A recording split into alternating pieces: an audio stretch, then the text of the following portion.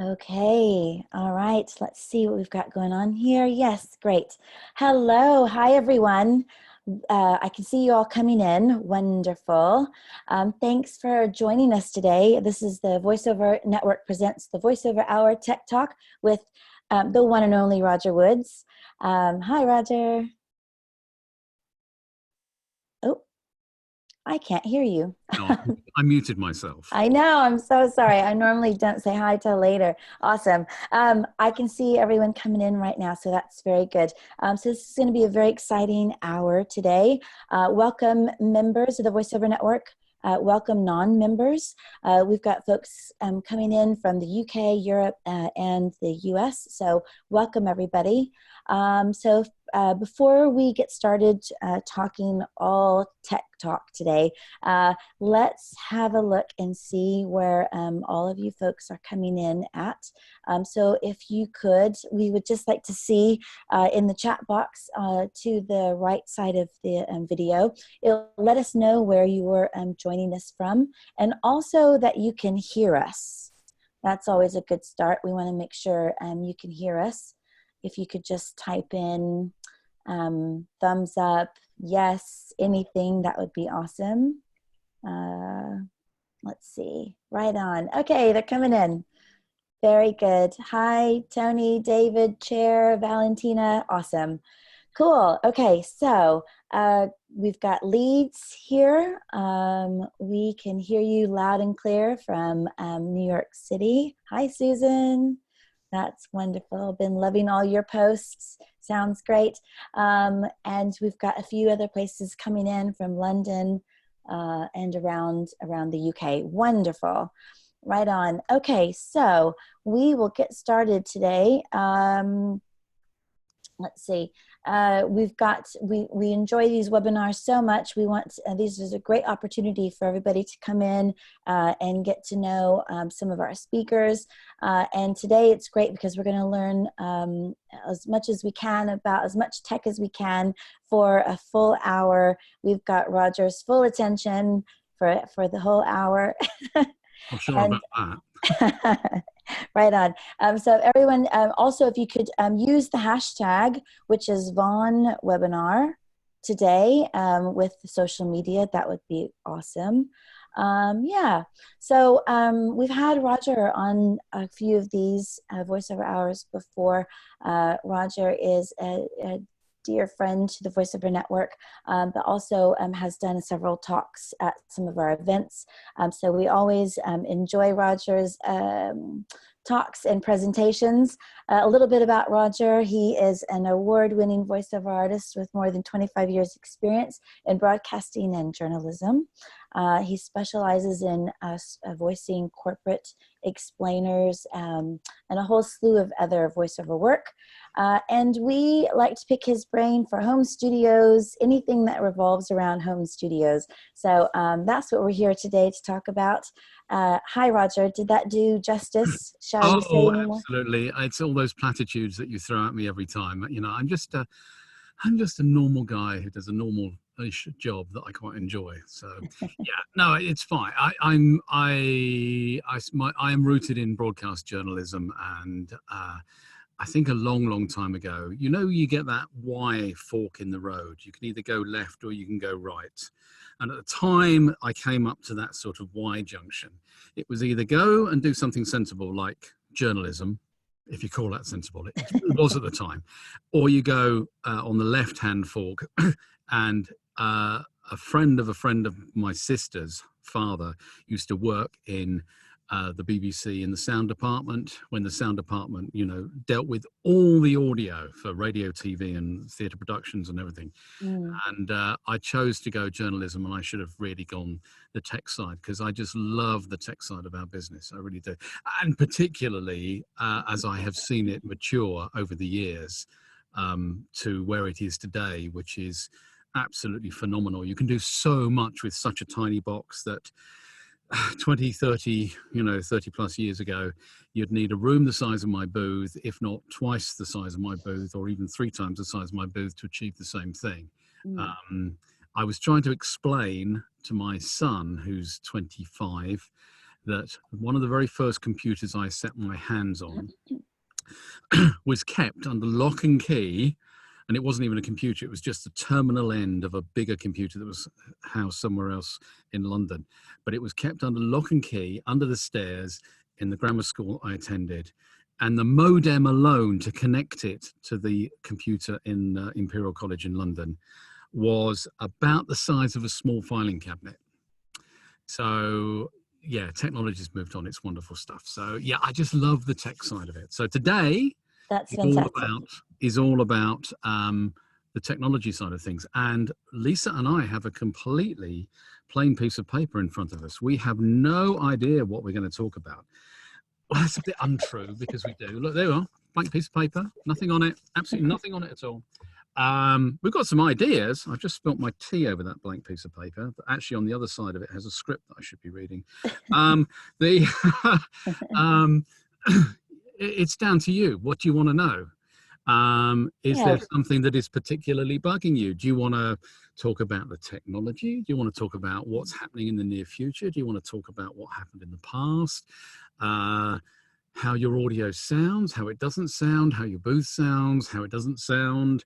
The world is your oyster, and I'm quite happy to sit here for the next 50 minutes or so, or stand here as I am, talking about stuff. Yeah, so I think, folks, if you want to ask questions, you can do so here in the chat box on the right side of the Zoom screen, or you can type them in the Q&A box as well. So that always helps.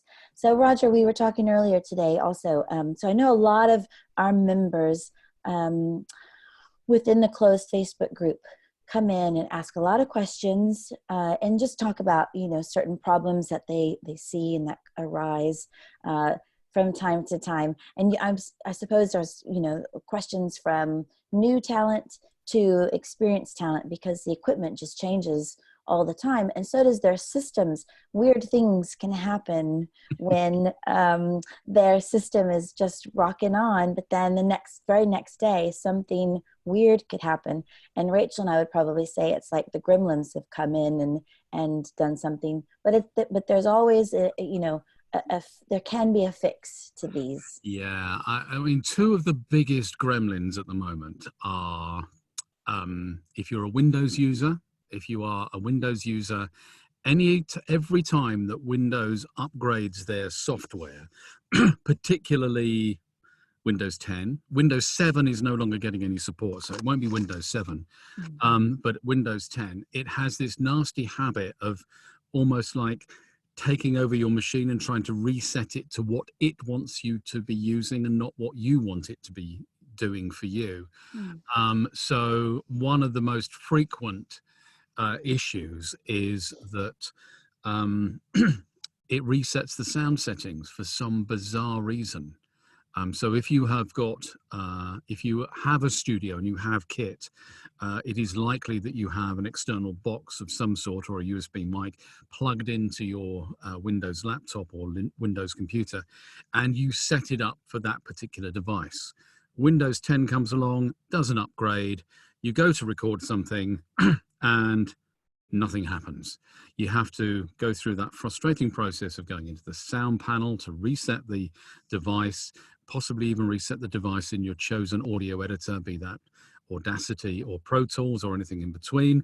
And you spend 10, 15, 20 minutes a little bit frustrated that you can't just do what you wanted to do. So Windows can be really annoying. Today, one of our members texted me or sent me a message on Facebook, said, got this really problem. Every time I hit the space bar to play in Audacity, I can see the cursor moving, but it takes about half a second for the audio to hit my headphones or my monitors in my studio. We went through everything, absolutely everything under the sun.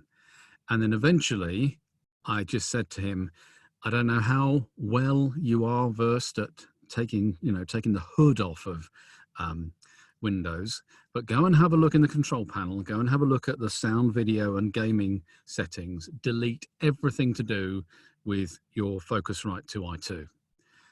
and then plug the Focusrite in, because he's got a second generation model. It would load the drivers and all the firmware automatically. He then texted me back and said, bingo, it works. It's just one of these things. All it takes is just something to knock the system off a kilter or to reset it, and you can open up all sorts of wormholes that you disappear into. But they are usually, quite commonly, easily corrected if you know what you're doing. But it can be frustrating, particularly if you're used to something working first time every time. Sometimes it's best. Oh, I'm sorry. I was just going to say, sometimes it's best to go simple first. The solution can be simple first, and then if it needs more in depth. Yeah, it is literally the simplest things that throw things. It's the simplest things that can be done to get you back on track. The other thing that is causing a few hiccups at the moment, and again, it doesn't affect everybody, is Google Chrome. Now, how many of you use Google Chrome? We all use Google Chrome because it's faster than Safari, it's faster than Internet Explorer, and it just does the job. However, it is quite a complex program, and there are many hundreds, if not thousands, of people working on the code for Google Chrome, that every now and then there is a slight glitch that will throw something awry. And it's usually within the sound part of the Google Chrome setup, particularly as they have something called WebRTC, that's Web Real-Time Communications, built into the browser, that allows you to use things like Source Connect Now, IPDTL, Clean Feed, Bodalgo Call, all those bits and pieces.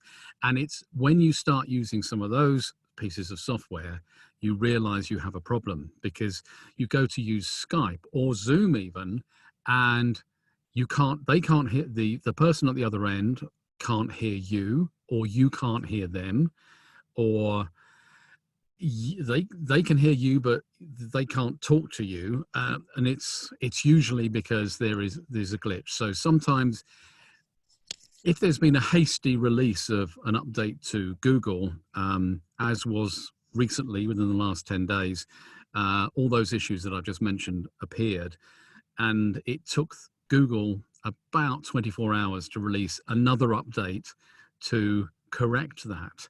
So if you are a regular user of Google and you rely on it, sometimes it's best, and you can do this with Windows as well, is to turn automatic updates off, and only update it when you think you need to update it. Simple as that.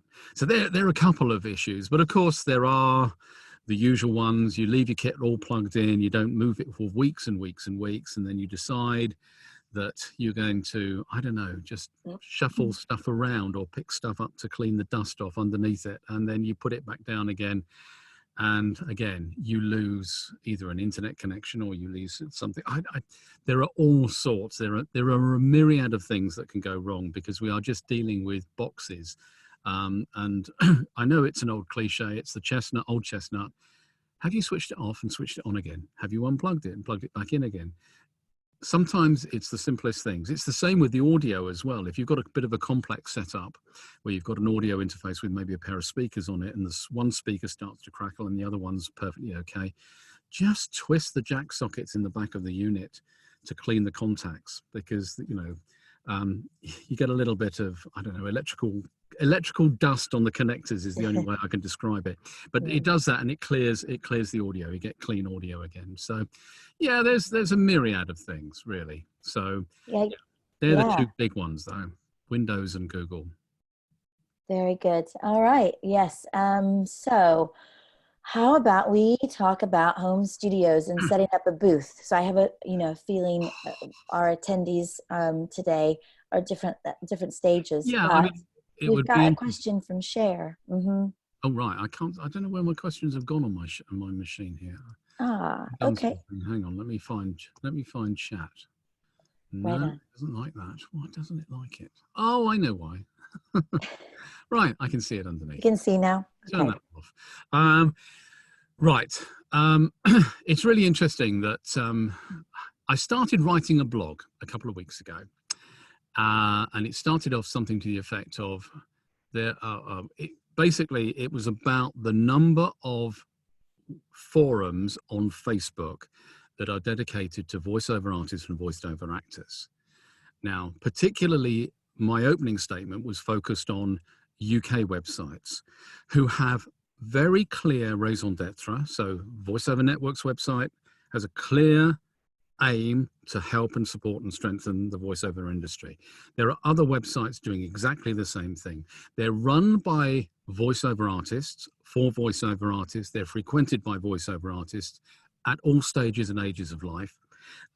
And they are there to literally provide guidance, help, support, answer questions. They're usually, most of the time, they are fun places to be, and they're always good humored.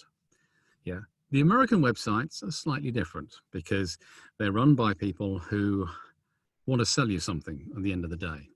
Now, interesting enough, because we share a common language, the American sites and the UK sites, we tend to gravitate to some of those American websites, and we start connecting with various forums run by different people who are doing different things. And within those forums, there are people like me and other people who will also maybe want to sell you or guide you or provide you with services, which you don't find necessarily within the UK ones. What's really interesting is that the people who frequent the American websites and the British ones to a point, their first question usually is, what kit do I need? What do I need? And recently I saw a great post from a UK guy based down in Cornwall, and he posted a photograph with him. He posted a photograph of a Sennheiser 416 shotgun microphone. If you don't know what a shotgun microphone is, I just happen to have one here. It's not a 416. This is a Rode from one of our partners in the VoiceOver Network. But similar sort of thing. 416 will set you back, in pounds, about 800 quid. In dollars, about 1,000. Yeah. And he just said, I'm getting into the voiceover industry. This is going to be my first purchase.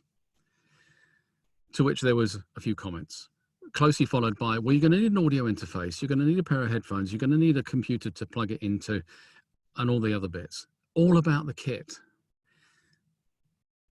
What is really interesting is that the first thing you should do if you are a voiceover artist is think about your voice. Am I up to this? Do I need a coach? Do I need somebody to develop my vocal talent? Do I need somebody to guide me? And when I start doing this, where am I going to do it? So that's the order of play. Because once you've decided you're going to do it, and you're going to get a little bit of insight by maybe coming to a Vond event or going off and seeking a voice coach like Yvonne, or speaking to somebody who might help you in the process of getting some reels done. It's then about, where am I going to do this? God, it costs 35 quid an hour to hire cheapest chips in London to do voiceover. How am I going to build that into the price that I charge them for my voice? Have I got the right experience to do that? Are the engineers at cheapest chips going to laugh at me when I open my mouth trying to record something? If you're not using a self-op studio. So you start leaning to, where am I going to build a booth? Can I build a booth? Can I build a pillow fort every time I need to do something, to record something? So having or contemplating a booth or a quiet space should be very high on your list when you first start to think about doing a voiceover job. I think I've been very lucky because my entire broadcasting career has been in soundproof booths or studios. And I have one here at home, which is fantastic. A lot of people set up in the corner of the living room, few foam panels. Foam panels are not acoustic treatment. They just stop reflections. Sound baffles attached to the wall that are properly constructed will start to reduce some of the reflections and will start to make the place sound cozy. Alternatively, lots of cushions, throws, heavy curtains, anything to make the sound less reverberant, less bouncing around the space, and doesn't attract any noise. Now, if you're listening very, very, very carefully on a pair of headphones and I stop speaking, you might be able to hear something. Can you hear it, Lisa? She's shaking her head no. I can, because I know it's here. And just above me, over here, there is an air vent, and I have a fan running, and it's drawing the air through my booth. It doesn't run when I'm normally recording, but it will generate a little bit of low noise and appear in the recording. I can take that out of the recording by using some filters, but to have a quiet space is so, so important. You have to experiment. So Cher says, what is the best setup for a booth in a house with not much space and not very techie, working on a MacBook with a Rode? Many thanks. Great, you got a MacBook because you won't have the Windows 10 problem. You might have the Google problem, but you won't have the Windows 10 problem. And you got a Rode mic, which is fantastic because it's one of our business partners. Create a space. Best thing to do, just out as a jolly jape, head to your bedroom, take your duvet off the bed, get an ironing board, put the ironing board on the bed, put the duvet over the top of it, put a few pillows around the back, and preferably have your back to a window which has got heavy curtains on it, and you can close the curtains. And you will find that that is a good enough recording space. But you have to do that every time you want to record. It's a bit of a pig. Alternatively, you could go for something like Vocal Booth to Go. They have a little sort of portable thing you can stick up. They're another one of our business partners, and you can bury your head in there and record. It's okay. You could go the whole hog and buy a booth, or you could go halfway measures and build a booth. And the purpose of building a booth, he says, stepping on his headphone cable, is literally create a wooden frame, like any house builder would create a wooden frame, stuff it full of rock wool, put some paneling on it, coat it on the inside, put a few maybe deadening foam panels to stop a few reflections that you might detect, and you have a booth. Put a door on it, obviously, to get in and out, and a window possibly to see who's coming your way, and some access ports for cables. It depends on the size of your space. Another member who was at the 5th birthday party at Camden, he has converted a small square space in his flat, I can't remember where he lives now, somewhere in London, using an acoustic curtain. Simple as that. Great acoustic curtain. Curtain rail on the roof and an acoustic curtain from Vocal Booth to Go. And because it surrounds him totally, and there's gaps between the curtain and his walls, which is great for deadening reflections, he's got an acoustic space. The other key thing about building a booth, it doesn't matter where you build it in your house, be it in the center of the house, out on the edges or whatever, it's all about what else is going on in your house. And it's about finding the quietest space you possibly can in your house. And it's not always the center of the house. It could be in the most bizarre place ever, but you just need to go around, go and stand in every square foot of your home and find out where you think the quietest space is, and then that's potentially the place to build a booth or construct some sort of space that you can record in. And people do the most amazing things in some of the most amazing places. I was going to suggest as well, the dressing boards, the big, tall dressing boards, you know, that collapse, they fold with the soundproofing blankets over them to surround yourself with. What about the space on top above you? It's really interesting because the space you do need somewhere some hard surfaces to reflect off of. If you go into a commercial radio studio or a commercial recording studio, they're usually lined with fabric Fabric. walls. Mm-hmm. Now, if you were to take that fabric wall off, and if you can see the two panels behind me here, these are both metal panels. Okay. They're definitely metal panels. They've got thousands, millions of holes in them, and behind that is acoustic material.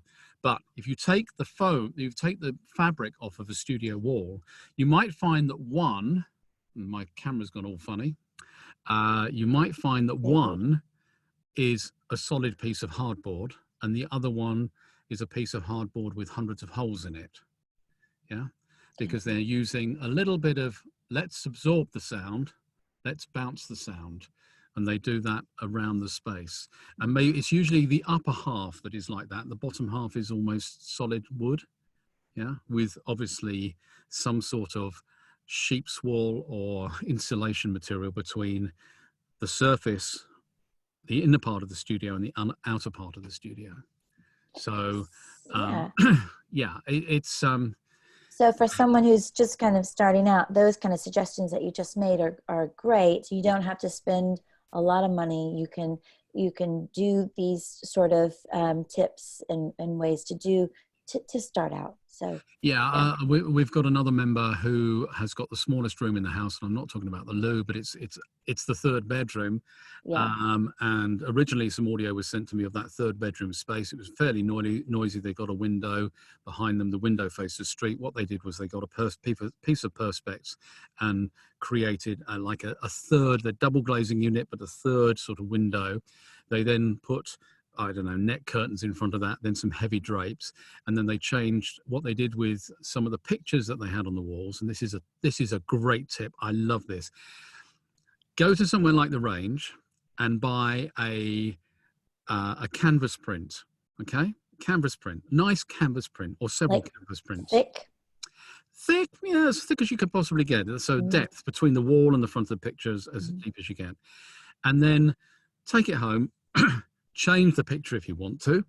Alternatively, and then you get some acoustic wool, yeah, and you shove it in the back of the picture, and then hang the picture.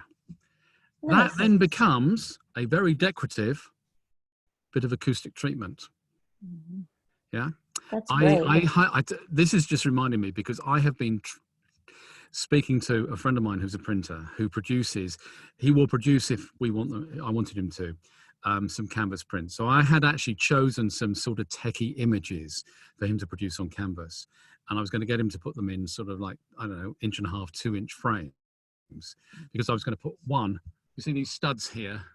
Yeah. They're screw holes, and I was going to put one on each of those to have them there as a sort of a pretty backdrop, but I was going to make them work for me by putting some acoustic stuff in. That's a great tip. That's really smart. So that's what I suggested. You do that, yeah, but then at the same time, if you've got a flat surface where your computer is, you put a carpet tile on it. Now, my lectern here, you can't see it. Well, let me do it there. Here has got a carpet tile.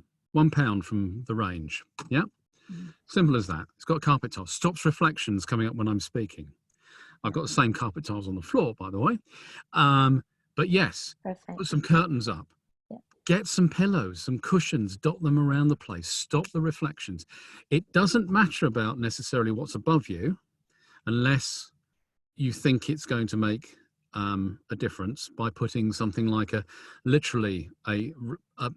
in this case, a foam panel to stop reflections, or you can buy acoustic clouds that you can hang and put above you.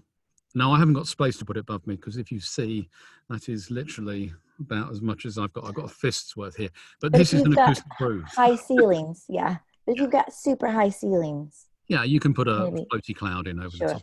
Yeah. Right on. So what else have we got here? Hang on, we've got. Did we answer Cher's question? She needs more cushions and blankets and pictures. Absolutely.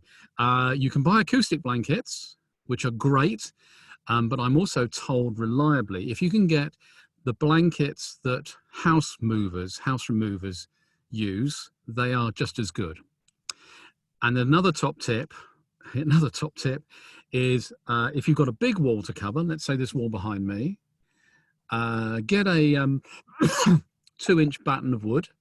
Yeah. Go and find a nice decorative carpet. Yeah. Or a rug. Nail it to that piece of wood. And then put some, either some some towels or some acoustic sheets behind it, or a builder's blankets behind it. Between the two. Yeah, between the two. So you've got rug, acoustic blanket, batten, wall.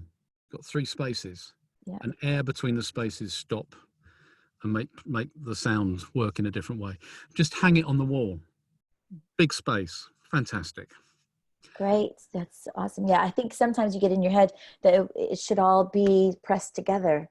No No way. You're going to press it. If you're going to press it together, you put rock wool, and then you put a piece of acoustic rubber, and then another piece of rock wool. Okay. Because the rock wool will, the rubber will act as a barrier. And in one of the very first radio studios I ever worked in, back in the day when we all wore bow ties and suits, the studio the actual physical studio, the booth bit where the desks were, floated on water. Work that one out. Right, what do we got here? Saskia. Right, Saskia. Hi, Lisa, Roger. Great tips so far. I've worked for many years as a VO, and I have a question. Some VOs have their own studios. Yes, I certainly do. Some work only in professional studios. What about an in-between solution, like a desktop mic, just for auditions? So much better solution than the auditioning on the phone. Absolutely agree. But if you do have a really up-to-date, well, last 5 years or so, iPhone, the mics on the iPhones are fantastic. You can get away with it. The solution, so much better than the solution, which I personally feel is another. So not a lot of editing required, no mixing, just an audition mic for a Mac. What would you suggest for that? Thanks. Right, you ready for this? Are you ready for this? That's the title of a song, really, isn't it? Are you ready for this? What about one of these? Lisa's smiling. Yes, I'm afraid it's a Rode again, and it's from our business partner. But you see that socket on the bottom there? That's a USB socket.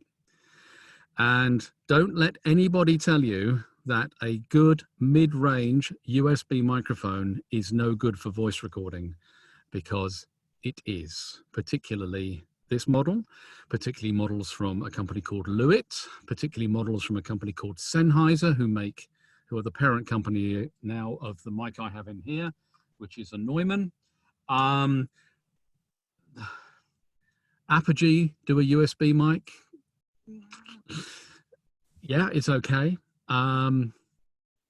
Yes, you can do it, but you still have to remember the acoustics bit. Yeah. Does that answer the question? You said yes. So you obviously recognize the microphone. And if you are, I would like to think that you're technical enough with your Mac that you could download Audacity or Ocean Audio and you could record straight into that. If you want to do one step further, what you do is you buy Twisted Wave for Mac. It's only available on the Macintosh platform, because Twisted Wave is fast becoming the default piece of editing software for voiceover artists. Oh, wow. Because, and get this, it costs $80 for a lifetime. You pay it once. It allows you to use plugins and stacks, so you can start adding effects and processes if you need to edit. Mm-hmm. It will multi-track if you want it to, and it's a one-man band. The guy who developed Twisted Wave, I thought was a French Canadian. He's actually a Frenchman, and he lives in Paris. So if you have a problem with Twisted Wave, you email him on the support thing, and I can almost guarantee he will email you back instantly, and he'll either tell you that he's going to fix what you've got the problem with in the next release, and I bet the next release will follow within about 72 hours of you making that suggestion, or he knows about it and he can tell you a workaround for it. So Twisted Wave is a fantastic product. Now, I use Adobe Audition. I've been using Adobe Audition for decades. I still have to pay now on an annual basis about 240 quid to run Adobe Audition. I am seriously thinking of forgetting Adobe Audition and just working on, because I have a copy of Twisted Wave on my machine here, just going with Twisted Wave, because it does exactly what it says on the tin. It just records perfectly. You don't need all the other bells and whistles, but there are some nice bells and whistles you could A lot of them have apps now too, don't they? Some of them have apps. In fact, the Twisted Wave app you can use if you've purchased Twisted Wave, you can use it virtually on an iPhone and an iPad. You can actually use the same software with the same registration thing on your iPhone. In fact, while we're talking about it, let me just. Why can't I operate my iPhone when I'm under pressure? No, wrong. That's why, Under That's Pressure. yeah, another great song from Queen. Right, here we go. There we are. Look, this is Twisted Wave. You might not be able to see that. That's just that is Twisted Wave, and it's currently recording me in the booth here, and you can see the audio trace as I'm speaking appearing on the screen there. So you can use it on your phone as well. So to take your question one step further, Saskia, you can have a USB microphone. You can use it on your Mac. And if you have the right adapter, you can plug it into an iPhone if you have an iPhone. Does that answer the question? Yes, good, fantastic. Excellent. Right, what was the other question? We got anything else? An anonymous. Cher's happy, Saskia's happy. Anonymous attendee. Wow. That's a grand name, isn't it? Anonymous attendee. Anyway, thanks very much indeed for your question. Where signal processing is needed, and I appreciate it needs to be understated, does Roger have a favorite hardware or software plugin for processing? Now, as you have brought the subject up, the answer to that is yes, I do. Now, it depends on what you want to do. This is the question. In Adobe Audition, because I use Adobe Audition, they have a lot of applications that are made by third parties. So Isotopes and a few other people license some of their software to Adobe Audition. But as you rightly say, processing needs to be understated, completely understated. You almost have to use, if you're going to use processing, to the point where you can't detect that you've used processing.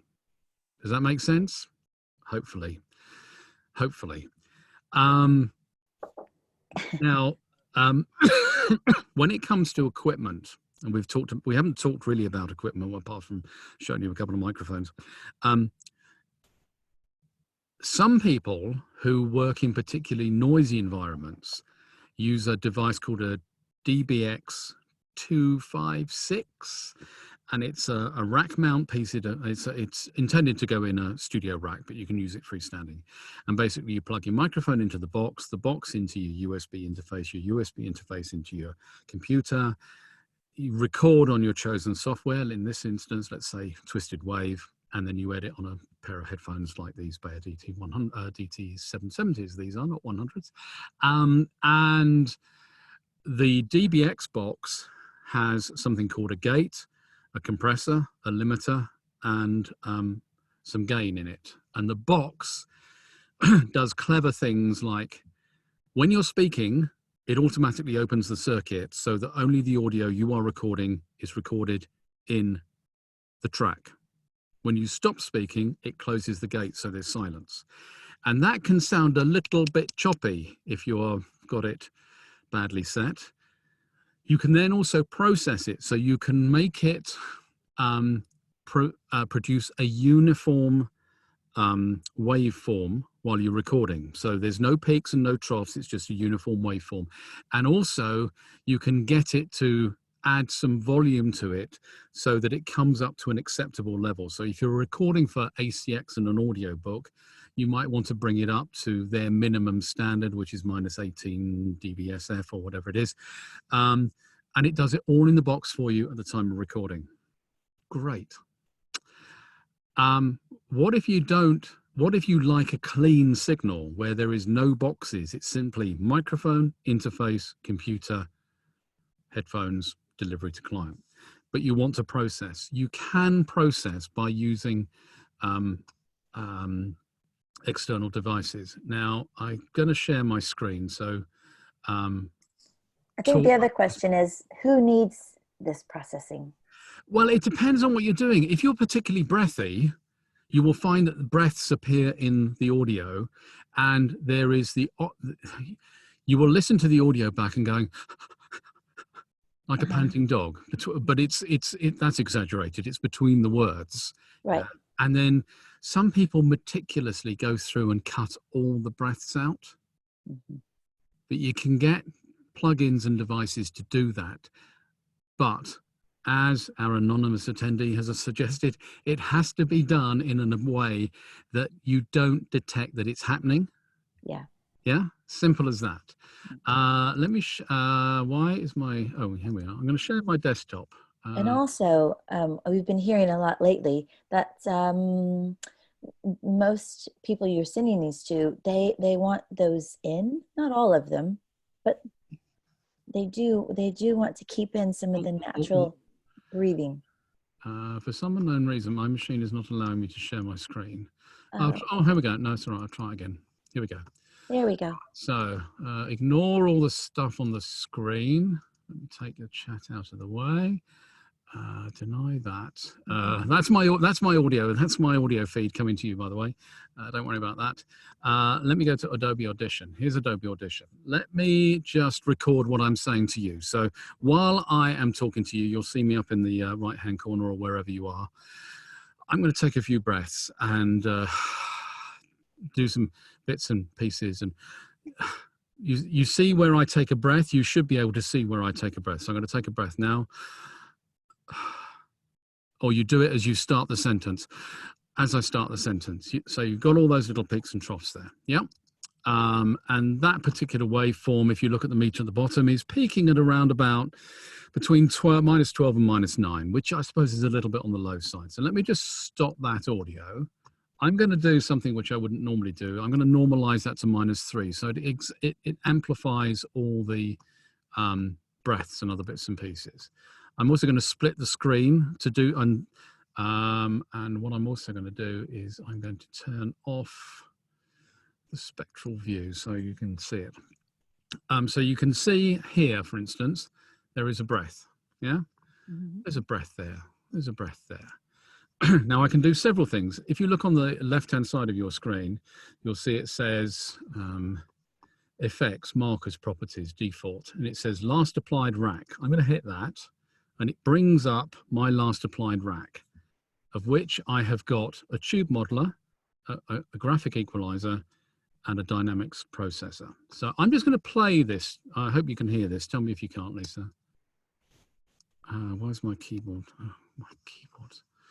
Or wherever you are. I'm going to take a few breaths. Right, hang on. Let me just disable that. I'm going to play that. Or wherever you are. Can you hear it? I'm going to take a few breaths and do some bits and pieces, and so you can hear the breaths. Yeah. Yep. So what I'm going to do is I'm going to take the tube modulator and the graphic equalizer off. I'm going to switch that back on. And have you noticed all of a sudden all of my breaths have disappeared? Yeah. Look at the top. Look at the one at the bottom. So if we go here, my breath there and my breath there. In the top it's there. In the bottom it isn't. If I play that. While I am talking to you, you'll see me up in the right-hand corner or wherever you are. I'm going to take a few breaths and do some bits and pieces. And you see where I take a breath, you should be able to see where I've taken the breaths out. That's a bit exaggerated. I need to tweak it. And this particular device within Adobe Audition, which is called the Effects Racks Dynamic, emulates that box I spoke about, the DBX 286 or 256 or 286, I think it is. And if we run that audio, take a breath. So I'm going to take a breath now. Can you see the gate opening and closing? Or you do it as you start the sentence. As I start the sentence. So you've got all those little, you will see the box at the top going yellow, orange, red. In the panel here. Oh, in the middle there. In the middle, sorry. Yes. You will see. Yep. Yep. And that particular waveform, if Now you look I at the can meter at the tweak bottom, that. is peaking at around about between -12 and -9, which I suppose is a little bit on the low side. So let me just stop, just record what I'm saying. So that's a gate. You can use a gate. If you time it perfectly, nobody knows you're using a gate. Nobody knows you're using a gate. Yeah. You can use a tube modeling effect. I use a tube modeling effect. And if I open this window and set it to voice level at about -8, can you see what it's done to my audio in the bottom screen? It's given it a uniform sound, uniform view. To you. So while I am talking to you, you'll see me up in the right. It's also increased the volume a little bit in the window. So yep. And that particular, it's now peaking -9 to -6. And then if I wanted to, I could put in, and I know this sounds really silly, a graphic equalizer set at 0. So all those buttons in the center are set as 0. But I'm using the graphic equalizer and what it brings to the party to put about 1 dB of audio into my sound wave. So I could actually put 3 dB in the audio in. And if I do, just watch this, watch the bit at the bottom here. See how it's increased? The waveform, if you look at the meter at the bottom, is peak. And it's now increased the thing. Now, if I had done that seriously, you would not know that I had used some dynamics, some tube modeling, or some some audio enhancement to it. So the top is the original, the bottom is the finished product, or would have been the finished product. So that, to answer your question, is my favorite toy with an Adobe Audition. And you can theoretically, how do I get out of this? Stop the share. You can theoretically emulate what I've just done there certainly in Logic Pro, in Pro Tools. You can do it in Reaper, you can do it in Studio One from Presonus, you can do it within Twisted Wave, but you can also buy plugins. And if de-breathing is your big thing about taking your breath out, there's a product called De-breather from Wave, a company called Wave, and that works beautifully as well. And that one actually gives you the opportunity to sample the noise floor of your studio and then insert that audio where it takes the breath out, so it just sounds totally natural. Thanks, Roger. Does that answer the question? I hope it does. I think so. Brilliant and quite an education. Awesome. That's great. Right on. Right. So 10 minutes to go. What have we been doing? Right. We were talking about kit. Sorry, kit. So before we move, hold on to kit. Sorry, because I think it's still in the same lines. Margaret asks, how about talking about chains? Is there a better order to use? Typical Margaret asking about chains. Right. Oh, no, that sort of chains. Okay. Right. Audio chain. Actually, Margaret, do you want to expand? What do you mean by chains? I'm assuming you're talking about the audio chain without having to put any processing in. So that's getting the raw audio from your mic to your laptop. Big thumbs up. Okay. Margaret says yes. So the process is simple. You've no doubt got it already. It is a microphone.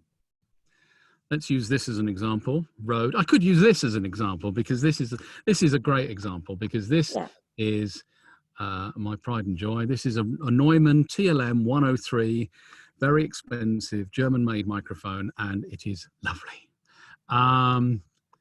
And the Margaret's asking, should it be equalizer, compressor, etc.? What in the actual process of chain of doing what I've just done? Yeah. That's slightly different. Yeah, it's slightly different. The answer to that question is,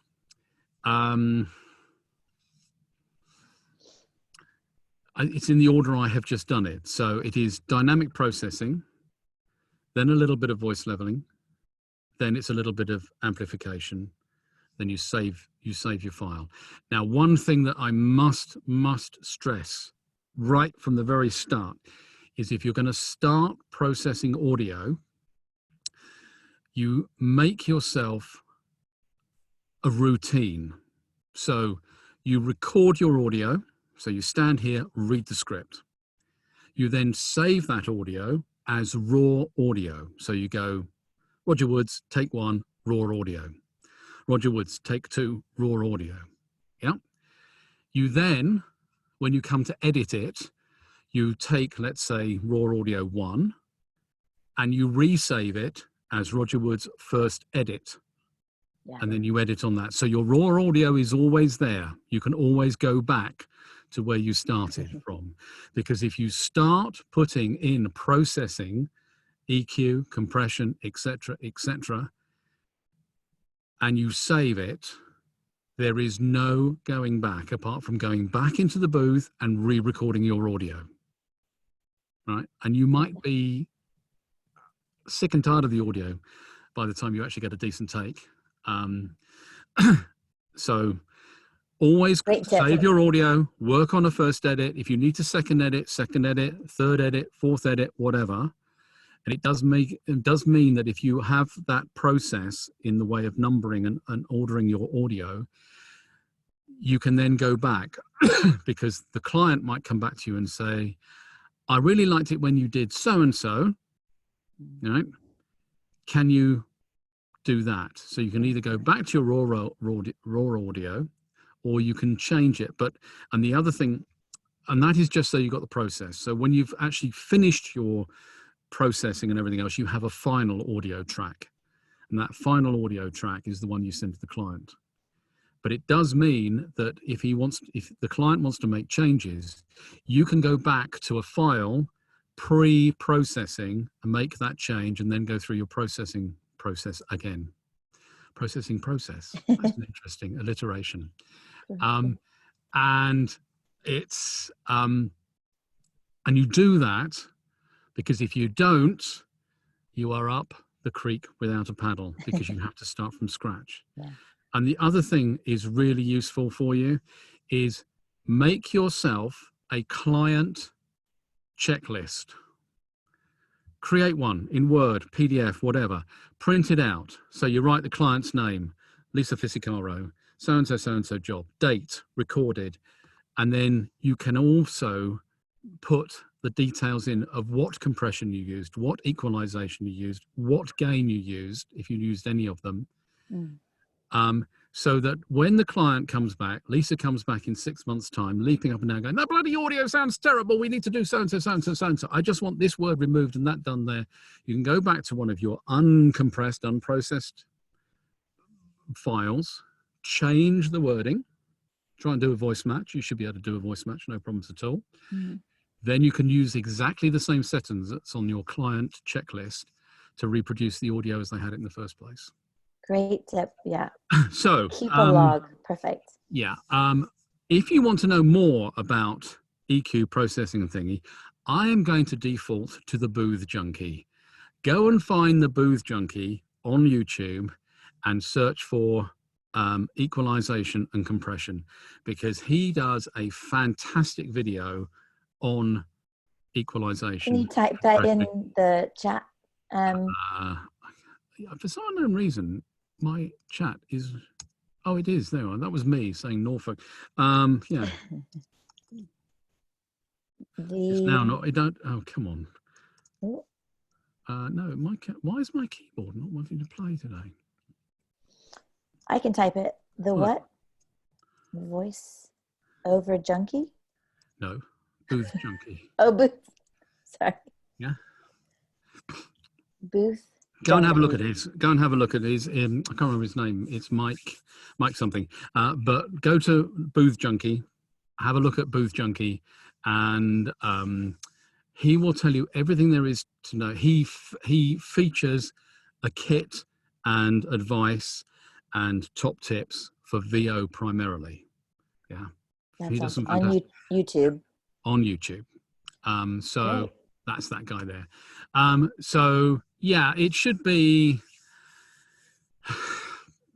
It's usually add a little bit of gain, do what you need to do, a bit of compression if you want to, and then you can use a voice leveler, which is, I suppose, a bit of thing. It's Booth Junkie will tell you the right order. The order I had it in, which was a dynamic processing, a little bit of leveling, and a little bit of gain, is I nicked it from him. So blame him if it's wrong. But the chain is one of these, a mic, be it that or this.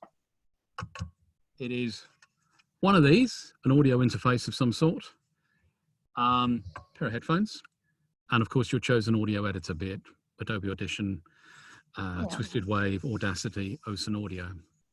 That's brilliant. I love those tips. The checklist as well, so you know what you've got. It's almost like a job bag. You get the client. You get a job from a client. I don't cheat, but I use the OneDrive, the Microsoft OneDrive, which if you subscribe to Microsoft Office 365, you get a OneDrive, and it has a terabyte of data storage space on the cloud. Now, I use the OneDrive, and I have a folder on it called Client Shared Projects. So every client that I get that I have to share stuff with, I create a folder for in it. Yeah, so I'd create a folder for Lisa Fisicaro, and then in there, I would drag Lisa's initial email, her confirmation email, my email back with a contract of some sort, if they haven't sent me one. If there's an NDA associated with it, that goes in there as well, and a copy of the script. So all the stuff is there, yeah? Yep. I then record the audio, and I normally record that to my desktop, creating a file called Lisa Fisicaro Audio. Mm-hmm. And in that, it's got raw, first edit, second edit, third edit, final. That then gets dragged into the one file, the one folder, the OneDrive folder. Mm-hmm. And then I click on the box that says Lisa Fisicaro in the OneDrive and share it. And it gives me a unique URL. Oh, great. I then send to the client, in this case, Lisa. Mm-hmm. Lisa will click on it and the folder will open. It's her emails, it's her script, it's her audio, all the various versions of it. Mm-hmm. Yeah. If she wants to send me anything back, all she has to do is drag something in there and it comes back to me automatically. Okay. Yeah. In there is also the data sheet that has all the settings on it.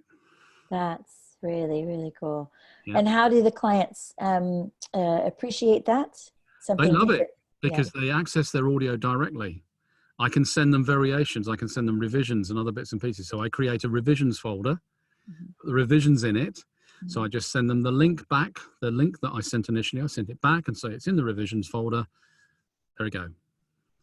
Brilliant. And they often will send me the finished audio and maybe video or whatever it happens to be back in that same folder.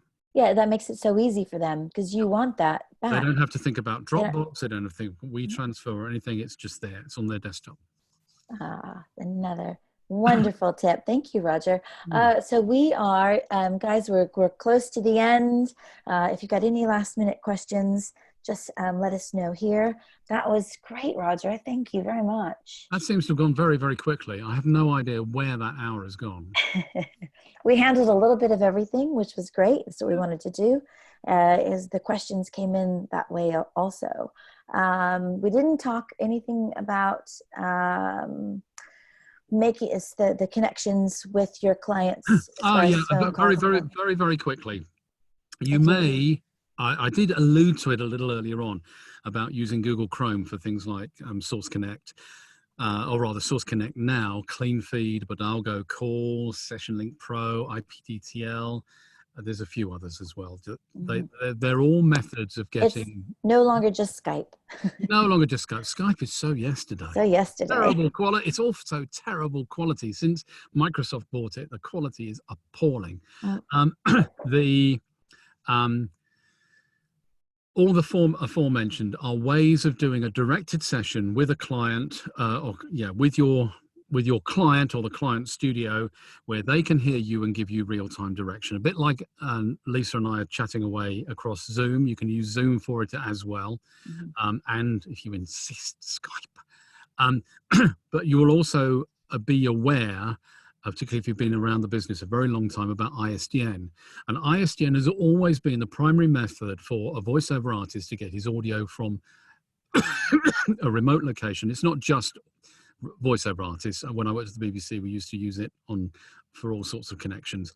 But it's the way of getting your audio from one point to the next point on the system in real time for a directed session, or even record over that line.